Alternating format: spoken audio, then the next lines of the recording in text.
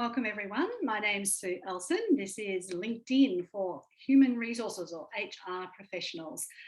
Great to have you here. Lovely to see some familiar faces in the audience. I will be keeping a very close eye on the chat. So if you would like to ask any questions at any time during the presentation, feel free to do so. There will also be time at the end of the presentation, and I will try and stick mostly to the slides in the presentation, but I may flick across to LinkedIn to give you examples of different things at different times.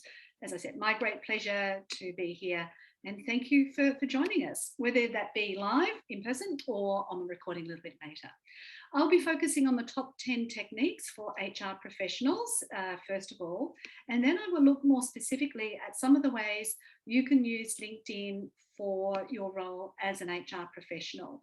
Now, I am focusing on just generic things. I'm not going into the specific disciplines within HR. So I know there's things like recruitment and selection, or organisational development, or learning and design, all these other sorts of areas that can come under the umbrella of HR. So it will be more of the generalist HR. I'd also like to acknowledge the amazing work that HR professionals do, particularly during the last 2 years. I know that for a lot of people, it's been a very, very stressful time, and they've had lots of changes and adjustments that they've had to make. And I know that there's humongous governance requirements with all of these things as well. So congratulations on a job well done. I really admire you all for what you do. And then finally, I would like to discuss ways that you can manage your LinkedIn activity in 20 minutes a week, because the last thing I want you to do after coming away from this seminar is thinking that you have to spend all your life on LinkedIn. I know it's my favorite platform, and I definitely spend longer than 20 minutes a week on it, but definitely not suggesting that you need to do that. So as a gift for coming along today, if you would like to read any of my first 4 books, you can do so by downloading them at researchgate.net, so you can follow that link. And also, if you prefer to pay me because of my hard work, you can just go to 120ways.com and purchase the books there. I will be looking up on my screen fairly often just to let people in the waiting room. Now, I did send an email to everybody who registered via LinkedIn to just remind them to follow me on social media.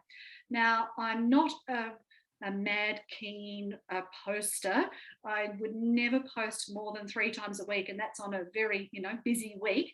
Most of the time I only post on social media once a week, which is what I recommend for everybody in my social media training as well. But if any of these are your favorite platforms, please do follow me. I'm keeping a little tally of my number, and so after each event I like to see that I've gained a few more followers, but obviously I need to invite you first. I also have a LinkedIn newsletter, but I also send that same content out via email. So if you prefer receiving it via LinkedIn, you can do it that way, or if you prefer receiving it via email, you can do it that way instead. So to give you a tiny bit of background on me, my career started, many of you would know, 6 days after my last Year 12 exam at Westpac, Australia's first bank, way back in 1982, and yes, I'm 56. I worked there for 11 years in Adelaide, and I did lots of different roles in the bank, including HR. I was in charge of recruitment and selection for both general recruits as well as for the graduates, and I monitored the graduate program, and did a whole bunch of other things in the bank, training and branch amalgamations, all sorts of stuff. Came to Melbourne, got a job, found out I was pregnant, got sacked when I was pregnant. It took me 6.5 years to get over that, but it led me onto the path of doing what I call being a gigster, which is using technology to attract aligned gigs. So my first website went online in 2001, which is Newcomers Network for people who've moved. And then I set up Camberwell Network in 2012. I run monthly events for people who are in Camberwell here in Melbourne. And I've been doing that every month since September 2012. And then 120 Ways Publishing, which is where I have my books. I was a member of the Australian Human Resources Institute from 2006 to 2021, including serving as the convener for the International HR Network, as well as on the Victorian Council, and I was elected twice onto the council. So I've learned a lot about HR over the years, and as I said, that's why I admire HR professionals so much. I would like to acknowledge the lands on which we meet, wherever that be around the world, and the traditional owners of those lands. All the information that I'm sharing is just information. It's not professional advice.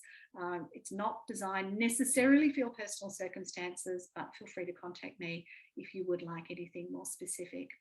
The slides are already online on my website. I've sent you the link for those who've registered, and the recording will also go online. And you can leave your video camera off. You don't have to be sitting there worrying about how you look for this event, and your recording will not appear on the recording of the video whilst my screen is being shared, just so that you know that as well. You can learn more about me on my website and my clients. I will be asking what's most helpful to you at the end, so I'd really love to hear that from you. And I'll also be recommending finally that you say thank you in one way or another, because this is a free event and I spent quite a lot of hours preparing the content. If you would like to book an appointment with me, here's my special offer. You can receive a $50 saving if you book before next Monday, the 14th of February. And again, this is in the slides, so you can check those out later. So why even bother with LinkedIn? It's definitely my favorite LinkedIn social media platform, and I joined on the 21st of December 2003. So I'm member number 77832, which I'm very, very proud of. First 80,000 members. Basically, you will be Googled, and LinkedIn is highly optimized for your name. So if you change your URL, which is one of the first steps I'm going to recommend, then you are much more likely to appear in search results. And everybody from somebody at a party to the person who just lost their job, or former colleagues that you've worked with, everybody's going to be Googled at some point, and it's nice to have something appear in search results. There is some research, and don't ask me where it comes from. I heard it said in a webinar, 75% of people will be searched for before they're offered a position or even the interview, and 95% before they're offered a position. So everybody's going to be Googled. You might as well have your LinkedIn profile come up and talk about your professional career. If you have the opportunity, I definitely recommend you to have your own website. So mine is sueelson.com. And even though I went online in 2001, it took me until 2012 to create that website, but I definitely do have it. If you're not prepared to pay for website hosting and a domain name, then you can just get a free Google website at business.google.com. There are over 12 million people in Australia on LinkedIn, and in the last couple of years, the number of average monthly users has increased by roughly 20% year on year. So there's a lot more people using it than in the past.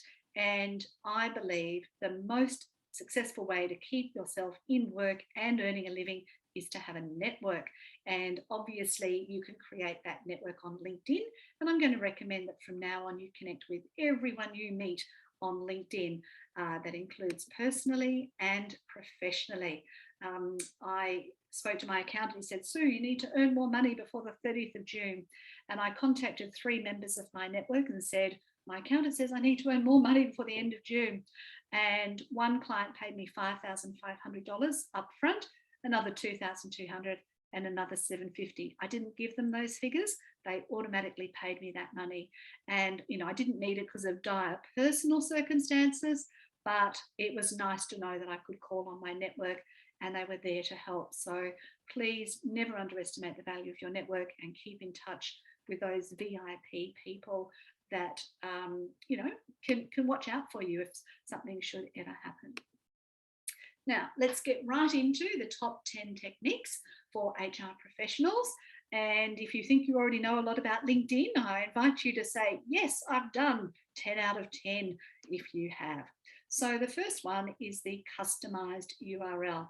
So when you're on your LinkedIn profile on the top right-hand side, it will say edit public profile and settings, and you can change it. So the optimum is to have just your name. So my URL is SUEELLSON, no dashes, no numbers.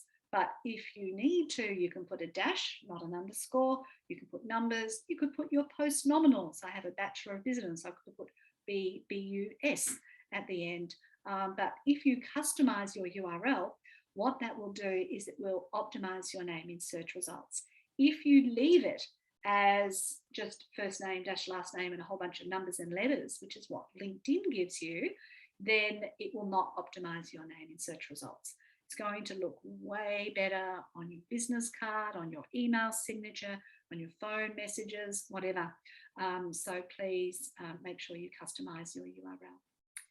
Now, obviously, as a member of a professional association, I really, really, really encourage you to have a professional membership, whatever discipline you work in, and use it to your advantage on LinkedIn. So you can see here in the About section of my LinkedIn profile, I've put my membership letters here, so you can definitely do that. You can add it in the organisation section. So you can see here I'm a member of Writers Victoria. So that's a little one I've put in there. And you can also see that I've added it to my licenses and certifications. So if you are a member of something, you can add it in as licenses and certifications. You might be an associate member, that's fine too. But please put those memberships in. Make sure you choose the name of the organisation from the drop-down list. That way the logo will appear next to it. And in my case, I have actually included, sorry, that's changed before I was ready. I've included my membership in other locations. So I'm actually in the Australian Human Resources Institute Hall of Fame for my contribution to HR. So that is therefore in my honours and awards section. I have also mentioned it in my voluntary experience section because in there I have actually had those roles as the network convener and on the council. So they were voluntary roles. Whilst I was in those roles, I also included them in my professional work experience because it was related to the external work that I was doing at the time. And also in your contact info section, you can also include a link to your membership body there as well. So I'm a member of the Australian Society of Authors because I've written 5 books and they have given me a profile page. So that gives me a link that I can put in my contact info section. So you can definitely put your membership in multiple locations. So you might say, oh, why should I pay for membership? I have to pay all this money every year. Well, I'm here to tell you, keep yourself up to date with the knowledge that they share, but also showcase it on your LinkedIn profile. Now, I also recommend, obviously as an HR professional, you need to be kept up to date with what is happening in HR.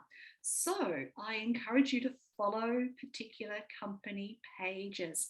So I have just picked out some random ones here, obviously including the Australian Human Resources Institute and the RE magazine, but also other publications, other professional associations overseas.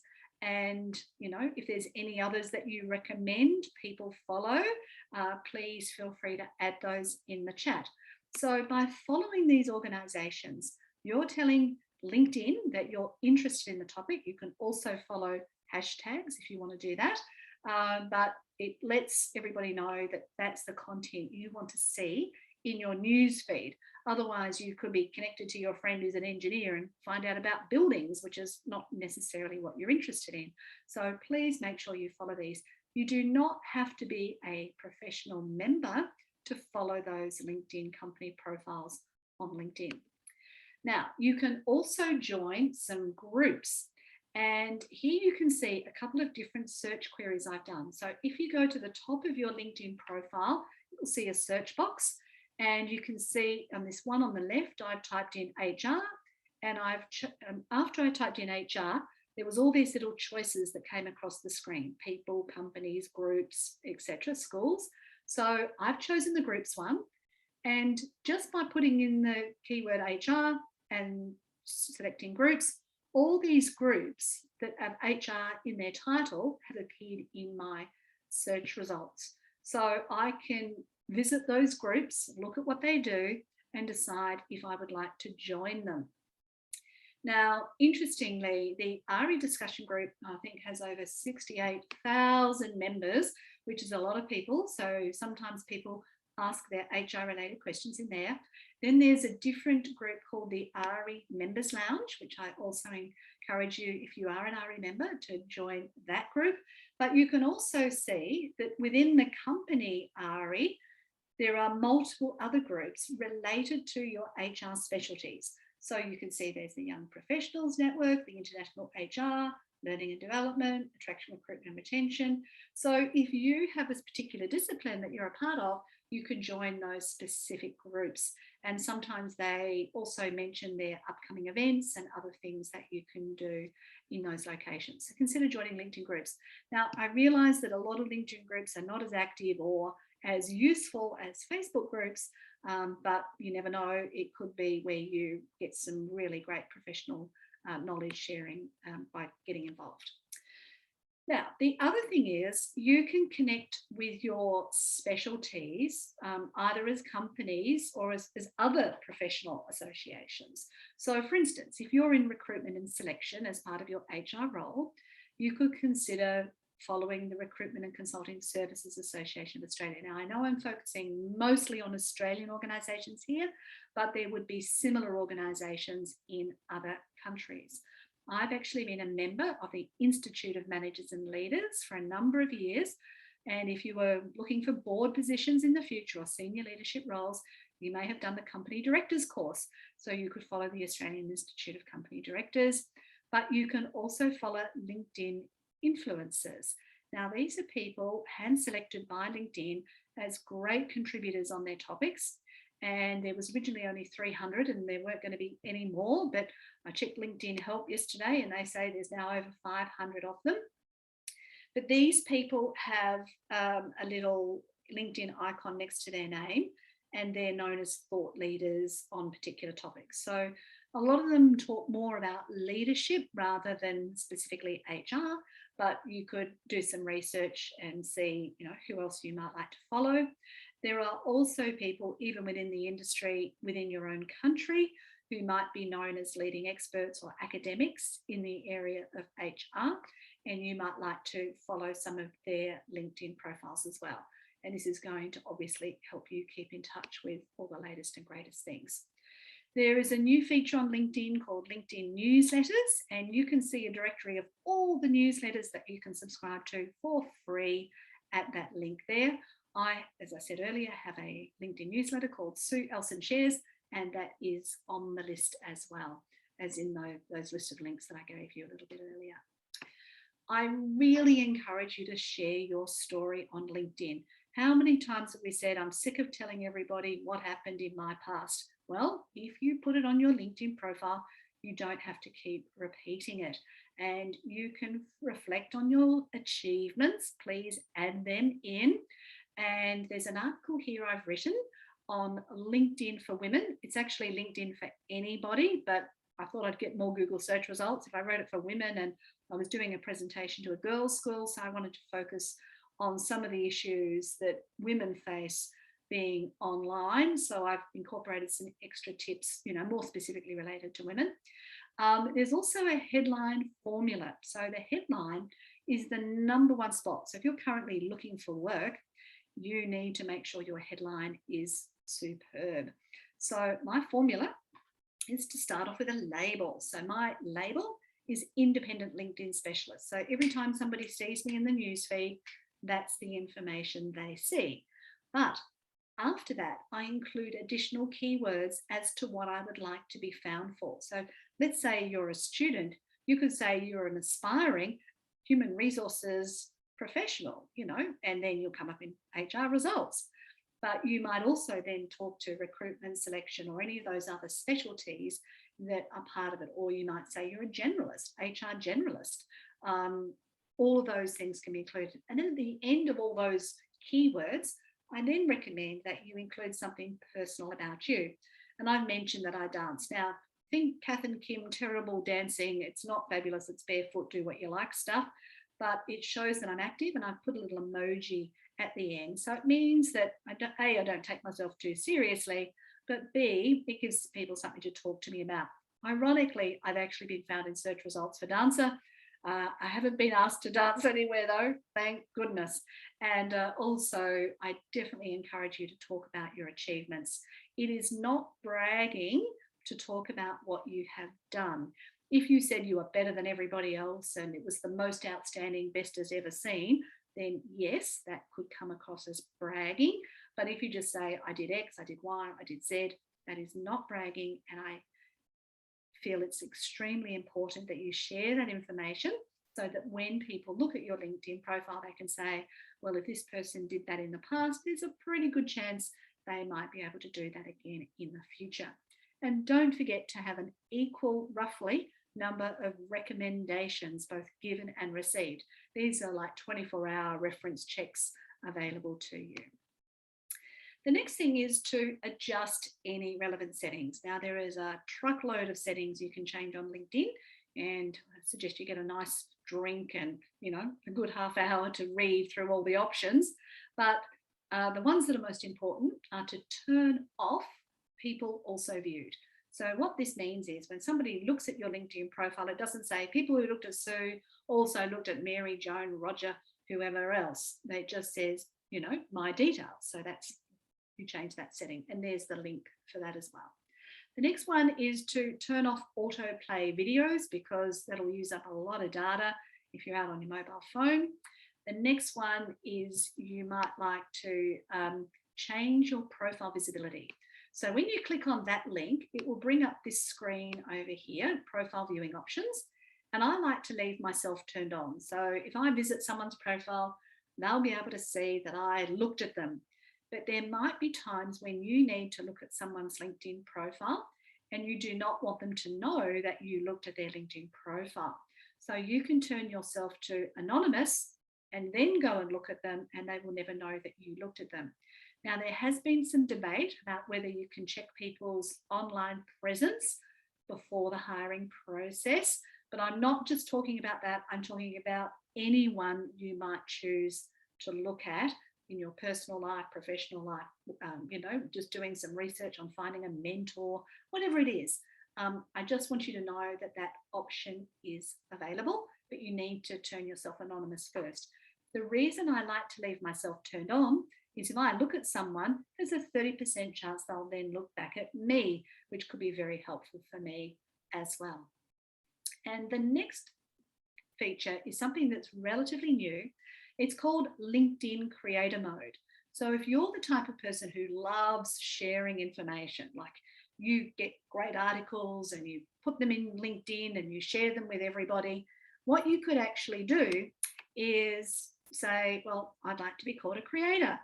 And then you can have 5 hashtags that you talk about, and you can put those hashtags in your content. But if you want to learn all about this, you can watch this little video, because last week I ran a workshop on LinkedIn for creators, or creator mode as it's called. And there's some slides and the recording, and you can check that out if you'd like to consider that option. Now, statistics. If you really want to know whether LinkedIn is working for you personally, you need to write down these numbers. And say, for instance, you were looking for a job. If you do not have at least 100 people looking at you every 90 days and appearing in at least 50 search results in the last 7 days, your LinkedIn profile is not working for you. So all of those links will take you to those statistics. So these are real-time statistics only. You can't go back and find out what these numbers were later. So if you went after this event and clicked on those links, wrote down all those numbers, updated your profile as I'm suggesting, and check them again in 3 months, you will then see whether or not you've improved. And the last one is finally what you can do in your role here as an HR professional in an organisation. And you need to make sure that the company page for the organisation is up to scratch. So a lot of the time the social media is looked after by the communications or the corporate affairs or the marketing department. But the social media presence is very important for the human resources department to know about as well. And there is a brand new section on the company page called the workplace module. And you need to make sure on behalf of your organisation that that has been completed. So do you offer on-site work, hybrid work, remote work? Do you have flexible this? Do you have a policy on that? And all of that can be put on the company page on LinkedIn. So definitely encourage you to check in with whoever manages the company the company profile on LinkedIn that is turned on. There may also be a careers page, and if that's turned on, it's going to cost the company extra. So you want to, if you're in the HR area and you're in charge of HR, you'd want to have a bit of an eye on that. And a lot of the big consulting firms, they actually have alumni groups. So all the former employees, when they exit their current role, they're invited to join the alumni group and to still support the organisation well after they've left. And I still think of myself as a Westpac baby, and I obviously follow Westpac. I've still got my bank account with Westpac. So it's nice to maintain a relationship with previous employers, and HR may be responsible for running an alumni group as well.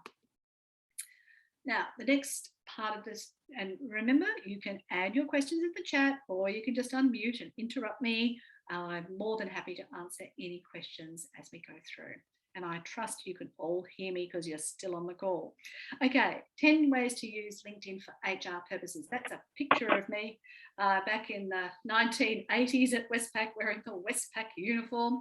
And yeah, one of the things I definitely encourage you to do is get more involved on LinkedIn. I find a lot of HR professionals, they have a profile, they never check it, they never engage, and nobody even knows that they exist.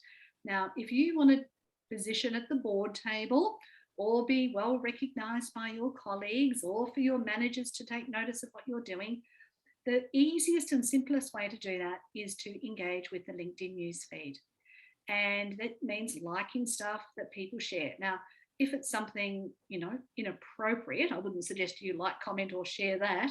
But if it's something related to your role and things that you do, definitely encourage you to do that. And there's a typical engagement ratio, which says that you should engage 12 times and only post once. If you're posting once a week, whether that be something you found or whether you created that content, in theory, you should still be engaging, because all these social media platforms want people to spend lots of time on there. And if you're not engaging, then you won't appear in search results. It's like, feed the hungry beast of LinkedIn and it will reward you. Now, if you are also in the HR area of the organisation, and as I said before, the marketing, corporate affairs, communications people take care of social media, there might be stories from the field of HR that would be worth sharing company-wide and publicly. And if you're not passing that information on, then they won't know how to, share those stories. So behind the scenes photos, or a brand new induction day, or a special training program that you did off site, or all these sorts of things. These are great things that you could take fabulous photos of, prepare a little bit of text and pass on to the people in charge of social media that they can then share. So please don't be afraid to think of some stories that could be worth sharing. It can improve employee morale, and also make sure that the relevant staff know if they're going to be featured, and also mention them in the post so that they can be notified that they're there and they can engage with that post as well. You also need to incorporate the latest LinkedIn features into your own LinkedIn strategy. So as I said before, there's those company page settings, using @mentions, using hashtags. Perhaps you have a hashtag in the organisation that they encourage you to use, so you can definitely include that. If you've got a video you would like to add, I recommend that you put the video on the company YouTube account first, wait for the subtitles to appear, edit the subtitles for any spelling mistakes, and then you can download the subtitles. And what that means is that when you upload the video to LinkedIn, you can upload that subtitles file, it's called an SRT file, at the same time, which means that when people are looking at the video on LinkedIn, they can watch it with the sound off. The other thing you can do is you can save a PowerPoint presentation to PDF, doesn't require any extra software, and you can upload it as a document. And that means it will appear as click, click, click and a slideshow. And also, if you consider creating an event, most of you found out about this event via a LinkedIn event. You can consider running those either as a company or as an individual. And there's a whole bunch of strategies available via that link there. Don't forget, I'm going to ask you what's been most helpful from today, or maybe what you'd like to implement from what you've learned.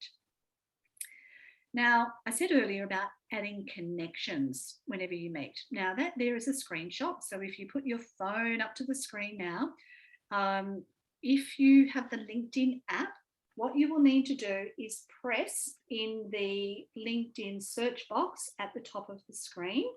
And once you've pressed in that search box, there will be some dots that appear. So you click on those dots, and then what will happen is your QR code will appear, and also your camera if you're going to scan someone else. So the reason this is important is when my name appears on your screen, there'll be a big follow button because I'm a creator. It'll say follow. I suggest you do not press follow. I suggest you press more. And then what you can do is you can choose connect and personalize the invitation. So you can say, nice to meet you at the HR Professionals LinkedIn webinar, and then I will know where you've come from, and it personalizes the invitation. So all that you can do via your phone.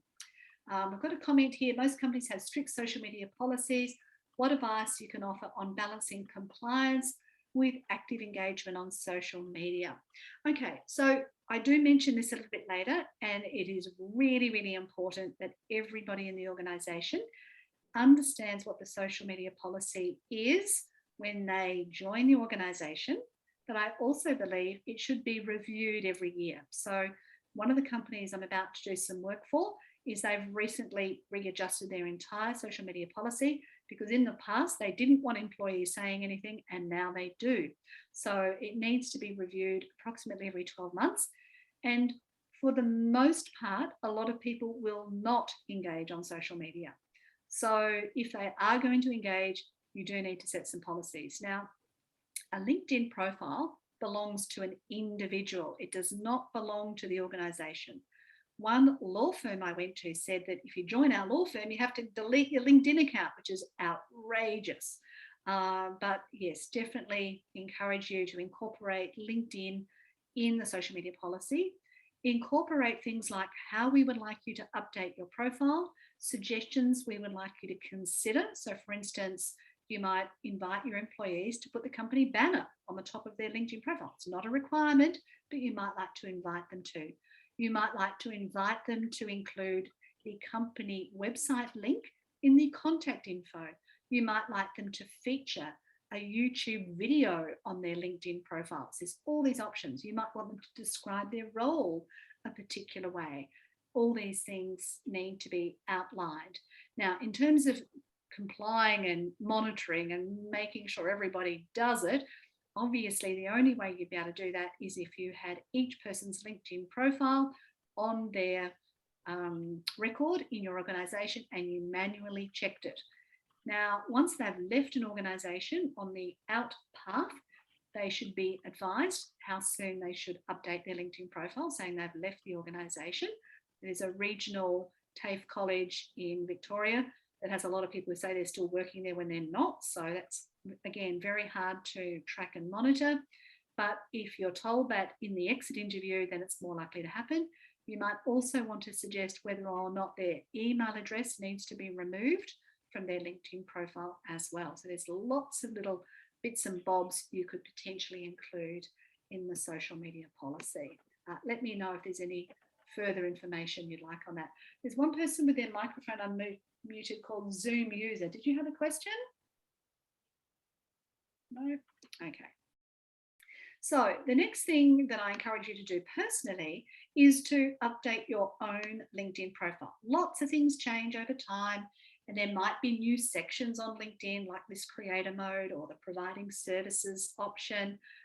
Some positions you might want to list in both experience and voluntary experience, or even if it's a voluntary role, like say for instance, you've got a non-executive director role and you don't want people to know you're not paid, you could still put that in your experience section and leave your voluntary things for other external interests that you do on a voluntary basis.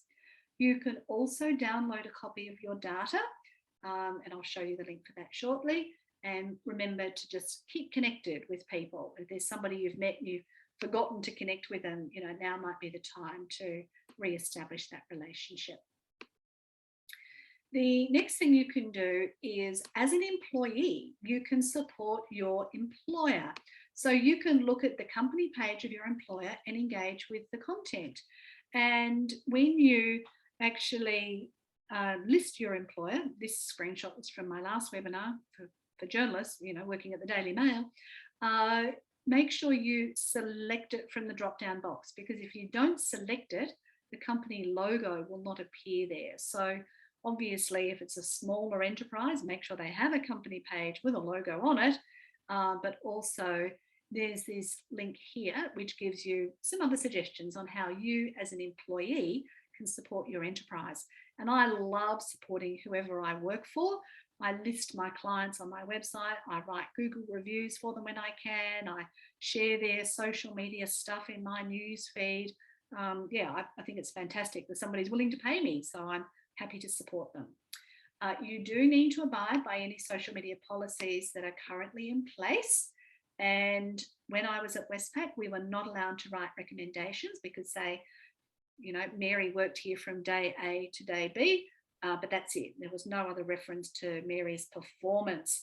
So if you are going to write a recommendation for someone and it's on behalf of the organisation, you need to find out whether you're allowed to do that or not allowed to do that.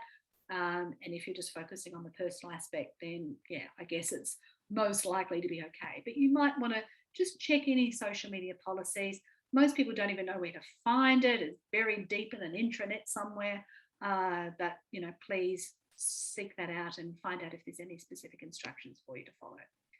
Now, if you get serious about all of this, I would recommend that you have an Excel spreadsheet or a Google Sheet, whatever format you like to keep it in, and have 3 columns: the date, the link to your post, and the topic of what it was about. So every time you post on social media, either there's 3 dots or there's a timestamp, and you can copy the link to that specific post. Because what happens is when you put something on social media, people scroll, and it disappears, and you've got no record of what the heck you've done. But if you add it to a spreadsheet, first of all, you'll see how many you've done over the last 6 months, but you can also go back and revisit any of those links and see what you wrote. So let's say, for instance, you did something for Are You OK Day, which is in September each year, and it's 12 months, so you won't even be able to find it if you keep scrolling, but you want to see what you posted last year. You can just go to your spreadsheet, click on the link from September last year, see what you wrote and reuse whatever you like. So if you are going to get serious about all of this, I definitely recommend that you keep a link. A particular school I did some work for, they put up a post about a school reunion with a photograph of the class of, let's say, 2004. And what happened was there was somebody in that photograph who was now in jail. So somebody contacted the school and said, get that photo off the internet immediately. If you don't have the link to that post, it can be very difficult to find it. So again, this is a risk mitigation strategy. Now, having a network is so important, and there might be particular companies or individuals that you want to keep a very close eye on, like for instance, the CEO of your organization. So what you can do is you can add a couple of bookmarks to your internet browser, and then you can just quickly click on your bookmark to the CEO's profile and make sure you're liking the stuff, or the company page, or doing something like that. So again, it just keeps the HR professionals in the minds of everybody else. And let me assure you, most people do none of these things. So if you even do one of these things, that could help your reputation within the organization.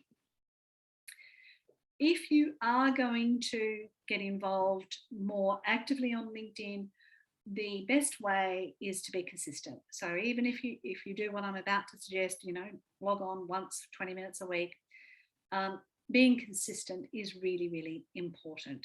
So I want to encourage you to check out the LinkedIn user agreement. there's a section 8 called do's and don'ts, which, you know, helps us enormously to understand what we're not allowed to do. Basically, you're not allowed to automate anything and you're not allowed to be nasty. But, you know, you might decide what you're going to do and then follow that strategy. You also, as an HR professional, in my view, need to set the standard, because if people see you doing those sorts of things, then they're more likely to consider doing it. As I said, I've got a new client coming up and we're going to be doing employee advocacy training. They've acquired an app which will let them know when the best social media posts come up so that employees can engage with those social media posts. So if you start doing this and lead the way, you'll be well recognised as being on top of your digital competency.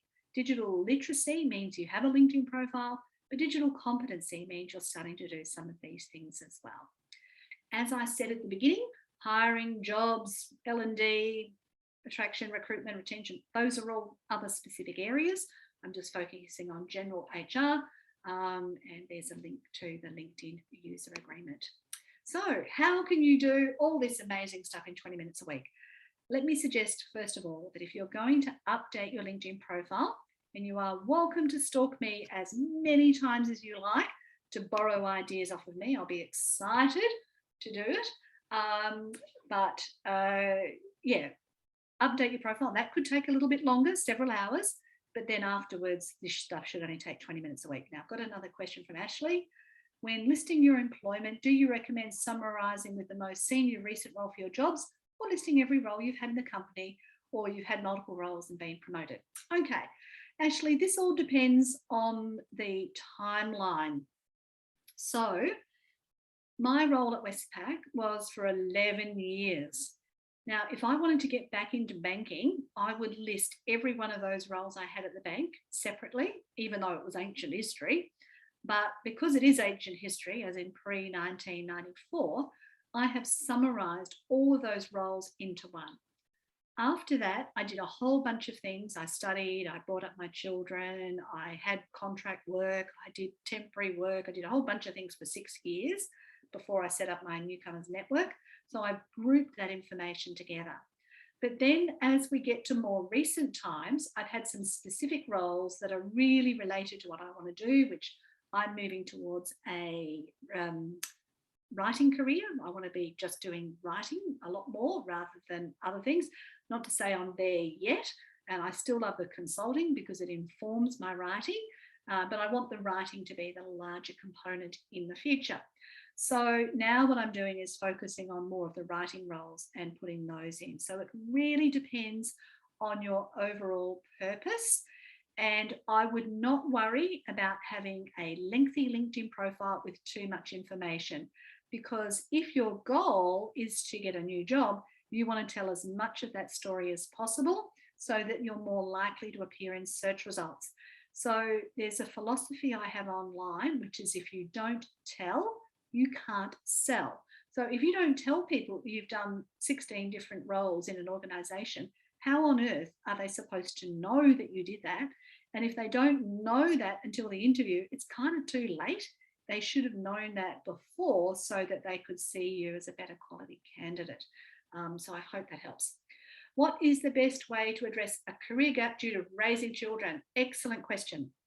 So when I was raising my children, I grouped all of the things I was doing together for that 6 years. So you can see it includes studying, it includes various employers I worked for, and I just put from the date I finished at Westpac until I started that next thing, I just put them all together. Now, if you were a male and you said you took time off to look after your children, everybody would say, "Oh, isn't that lovely?" And if you're a female, there is a tendency to say, "Oh, well, yeah, she was just home." And I call it cooking muffins, you know, baking. And I don't want to be known as a muffin cooker, because I'm actually way more effective since having children than before I had children. So think about all the things you've done during that time. Did you do some study? Did you travel? Did you do short courses? All of these things can be grouped together. You could consider it as a career break, and you can summarize these things. One person I know, He had cancer. I didn't ask him what sort of cancer are you over and all that. I said, what did you learn from it? And that's what we wrote, and we called it a sabbatical. So it's up to you and your future direction as to where you want to head. But also remember that if you join a library in Australia, you can get access to LinkedIn Learning for free, and you can do a whole bunch of LinkedIn Learning courses for free as well. Louise has made a fabulous comment. Involvement in kindergarten or school committees can also be useful to include. So all that voluntary work you've done, I've mentioned the Scouts and the preschools, I was the president, you know, all this kind of stuff. Add all those things on as well. Excellent suggestion there, Louise. Thank you. She's the president of the Career Development Association of Australia here in Victoria. So how can you do all this in 20 minutes a week? Well, I suggest you log in and engage with the news feed.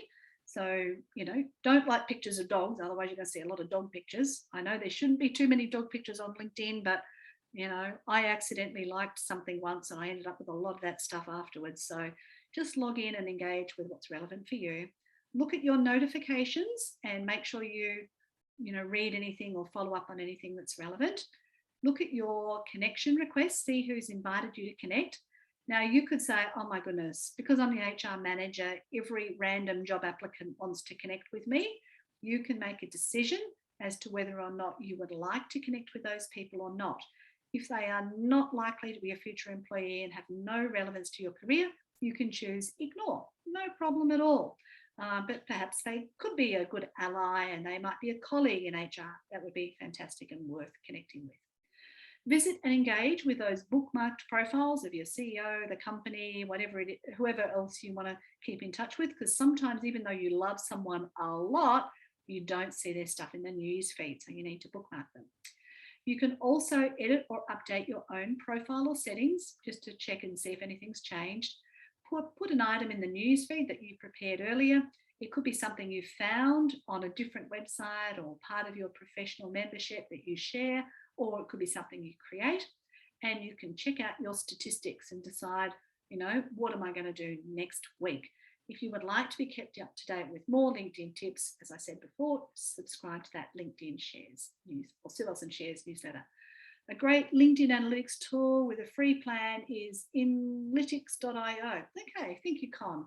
That might give you some more stats. An extra bonus, make sure you complete your LinkedIn profile. I cannot tell you how important that is. It saves an awful lot of time. Add every email address you've ever had to your LinkedIn profile so you don't accidentally end up with two, but make sure your primary email address receives the correspondence. And, you know, add in those new connections. Also, on the More button on your LinkedIn profile, you can save your LinkedIn profile to PDF. So it's a good idea to do that before you make any changes as well as afterwards. You can also request a copy of all your data. One of the files that you get from that is a file called Inferences. And I was super excited to read that file because LinkedIn thinks I was born in 1975 instead of 1965. So I was super excited that they think I'm 10 years younger than I really am. You can check your back-end settings, double check any of your strategies, and consider completing some additional professional development, either related to being an HR professional or social media. So where to from here? I will be asking you what's most helpful in a moment, so get ready to add your comments in the chat or to say what you appreciate or what you're going to implement. It'll keep you accountable and make you think, you know, what did I learn? There's more webinars coming up. The next one in March will be for education professionals. I'll be putting the details up online later today. That link is not correct there. So it will be LinkedIn Insights number 6. So I'll change that. And also presentations, you can see other upcoming things that I'm doing. And you can also see a previous presentation I did way back in 2015. Very different look and feel to this one, but it's got some other tips related to HR that would still be relevant for you. Don't forget, you can download my books free of charge, or you can pay me for them at 120ways.com, only $10 each. One's only $8, I think. And you can follow or subscribe to me online, and you can book an appointment before the 14th and save $50. and you can also say thank you. So I often get asked to do free presentations, but because I do these monthly presentations for free, and I do another couple of selected ones for people I have a long-standing relationship with, I've now decided that I need to sort of suggest to people that I can't do everything for free. You know, I'm a woman of one and a business of one, and I just, if I do something for free, that's 5 hours of no pay for me. You know, so there are other things that you can offer in exchange. So if you ask somebody for something for free, I suggest, unfortunately, we don't have a budget, but what we can do is we can offer you this. So, for instance, I went to a little meeting at BIC, you know, those pen people that have those amazing sort of stationery items. And I rocked up and they gave me a pile of stationery. That was kind of exciting. And I still got the nice coloured clicker pen that I got from BIC. I really liked it. Don't forget, you can connect with me on LinkedIn. You can also write a Google review, or if you're connected to me, you can write a LinkedIn recommendation. Or if you just want to do something really simple, you can just do a LinkedIn skills endorsement. Just vote for my LinkedIn training capability. So I'm about to stop the screen sharing, which will mean that if you come onto the camera, that will be on the recording, but your name won't be. And I'd like to open up the floor. You can still put your questions in the chat and I'll answer those. I'll also flick through LinkedIn to show you any of those answers. But for now, please add in the chat what you found most useful so I can read out some of those responses, because that's really good feedback for me to know that, you know, this stuff was more helpful than that stuff. So I'll stop the share and bring you all up on screen. And if anybody would like to ask a question, please just turn off your microphone or raise your hand with the little reactions button, and I will come directly to you and answer live. And we've got another at least 9 minutes. So yeah, we've got a thank you from Mary. Imelda says, insightful presentation. So love the top 10 HR professional tips, especially the bookmark option. Yes, and I got that idea from a LinkedIn trainer in the US. And one of the things about being a LinkedIn trainer is we all share our knowledge and we all borrow ideas off one another. And, you know, it's a great way to be in the online world. Is there anybody else? And feel free, if you would prefer, to message me your questions directly via email, which is just sueelson@sueelson.com. I'll just pop that in the chat so that you can ask questions there. So any other questions that you would like to ask? Or have I answered everything? Louisa said, great pointers about the social media policy. I'll be looking into that. Excellent. Ben said, excellent session. Have to run. Found all the content super useful. I've been neglecting LinkedIn lately, so found it all relevant. Thank you, Ben. But definitely need to revisit statistics on views as a job searcher and also connect with people I've met. Thanks again. Yep, Ben, if you look at my Sue Elson website, there's a list of LinkedIn articles under publications. And one of those is about authentic networking on LinkedIn. I think it was one of my very first articles, and you might find that helpful as well. Personalized URL tip was helpful. Yes, Trent, that's extremely important. It's basically every presentation I do, I have to include that, like it's so valuable. Thank you for sharing your time and expertise. And yeah, excellent. Anybody else? Oh, Con, you have a question. Fire away. I won't go on video, Sue, but I'll go on audio. Yeah. One of the things I suppose a lot of us struggle in relation to this with LinkedIn in general is that we've got daytime employment that we are dedicated to an employer, but we have hobbies, we have side hustles. Sometimes I mean, with LinkedIn, we know you got to maintain that you got to make sure that you give one clear niche or area you're experiencing or you're looking to work in. How does one balance an employment, a permanent employment, with an interest in a hobby or an activity that you can help others with, or a side hustle for that matter? How do we do that on LinkedIn? What sort of strategies you may recommend?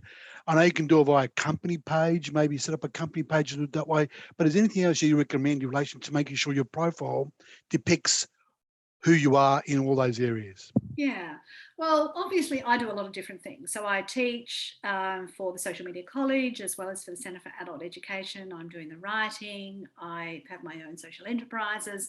There's a whole bunch of things. Now, what you've got to decide is what will the LinkedIn profile mostly be used for? So if you're working for an organisation and you don't have to represent them a lot, then you could say, well, I'll list them as my current employer, but I will put my side hustle at the top and make that more of the feature. So the things that most people look at are your photo, your banner above it, and your headline. So whatever is your main purpose, which you want to attract from LinkedIn, those three things should be aligned with that. Now, I'm not the writer yet. I've got a few more steps to follow, and I want to be making sure I'm getting book sales and all that sort of stuff. But I'm starting to incorporate some of that writing story into my LinkedIn content and my banner and those places. I absolutely agree that a company page is a great place to amalgamate information, which is why I have a Sue Elson company page. And originally my poetry, I only put on the Sue Elson company page, and I didn't put it in my LinkedIn newsfeed. But one of them was called Accessible Poem. And it was all related to something that Dylan Alcott said when he was announced as Australian of the Year. So I thought that that was topical. So I put it in my general LinkedIn newsfeed as well as on my company page. But I'm assuming that people who come to my company page are interested in me. So I'm happy to put that content over there. Also, I guess it also depends on your behaviour in the newsfeed. So if you're constantly liking two separate things, I believe that the algorithm will know that you've got two topics you're interested in rather than one. Does that answer the question? Yep, it does. Thank you very much. So I really Excellent. appreciate it. And thanks for the session. It's great. You're welcome. Thank you, Con, and thank you for turning up so frequently. I really appreciate you, keeping in touch. That's great. Are there any other questions or comments that you would like to add in the chat? Otherwise, we will wrap up.